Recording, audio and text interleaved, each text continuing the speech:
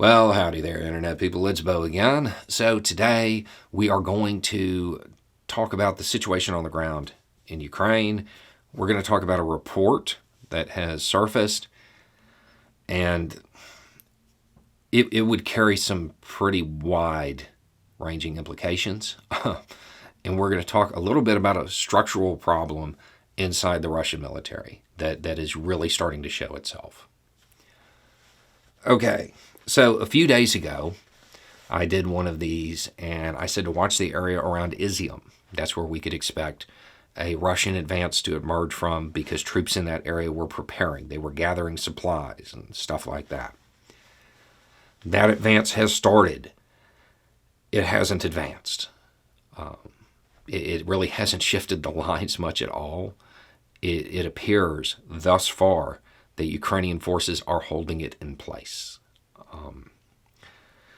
Now, we don't know if the Russian military is throwing its full weight behind this advance yet, or if this is just the softening phase. But given the fact that the lines aren't moving at all, it's pretty hopeful for Ukrainian forces. The hopeful projection a few days ago is that they were able to disrupt this advance and not get encircled. The hopeful projection now is that they're able to hold that advance in place. And that's a huge shift. From the Russian side, they need this advance. They need it. This isn't an elective thing. If Ukrainian forces are capable of holding this in place, Russia has to go back to the drawing board for everything, because this advance is a supporting element to a whole bunch of other stuff. A stall here for the Russian military is going to be very unforgiving. And this is where that structural issue is starting to show. In most militaries, most modern professional militaries of today, you have your generals, and then you have the officers in the field. And the officers in the field have a lot of latitude. You know, generals don't tell them how to do something. They tell them what to do.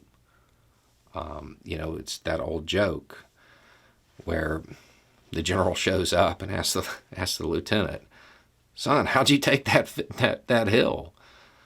And the lieutenant looks at him and is like, "I said, Sergeant, take that hill." And that's how most Western militaries operate. They give their junior staff and their non-commissioned officers a lot of operational latitude. Russia doesn't do that.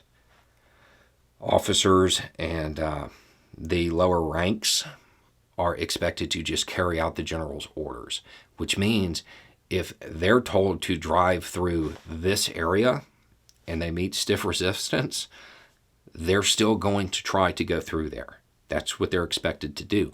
They're not going to try to encircle it, maneuver around it, take it out, and bypass it. They're going to try to drive through it. That is a structural issue that is causing Russia a lot of problems right now. Now, for this report, and I want to stress something before I start talking about it. I have one source on this. One. I have one source. It's Ukrainian intelligence. Ukrainian intelligence is saying this is occurring, and it matches up with other stuff on the ground when you try to put the piece in. But I don't have any other sources on it. I'm talking about it because if this is accurate, this is a huge development.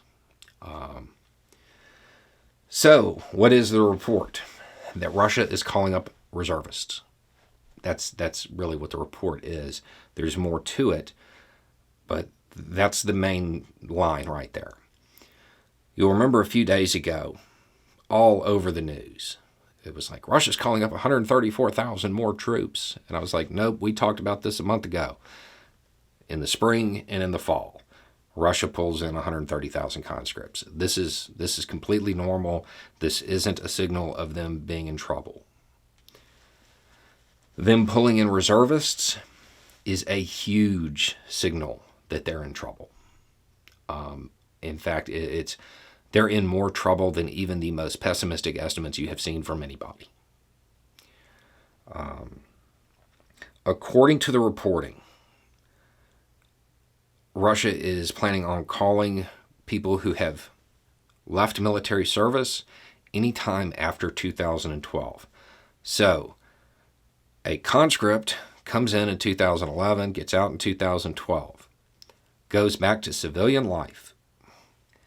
This person may now be called back and given a 3-month, so a 12-week boot camp, and then be sent to the field.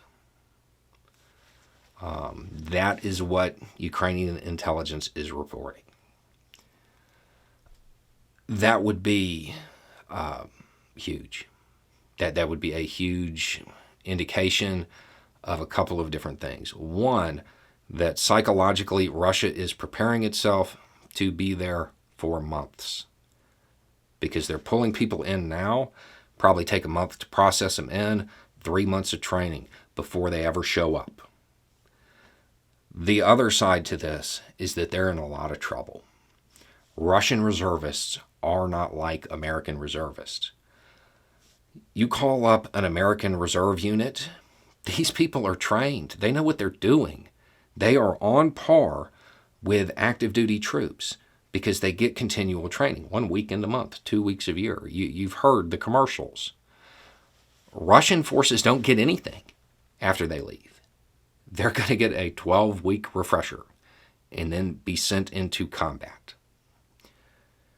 That's wild. Not 12 weeks boot and then advanced individual training, then you show up to your unit and then you go over. Nothing like that. 12 weeks and then into the grinder you go. If that's true, it suggests that their losses are way higher than my estimates for sure. They are certainly higher than anything the Russian government is publishing. In fact, they may actually be close to Ukrainian estimates. That's a big deal. Now, at time of filming, there's no other confirmation on that. I want to make that part clear. But it's something worth talking about, because if this is happening, Russia's in a really bad way.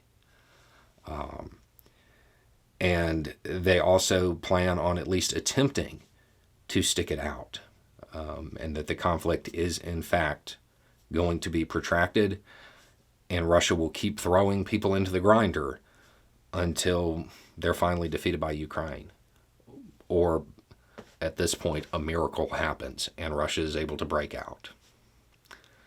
So anyway, it's just a thought. Y'all have a good day.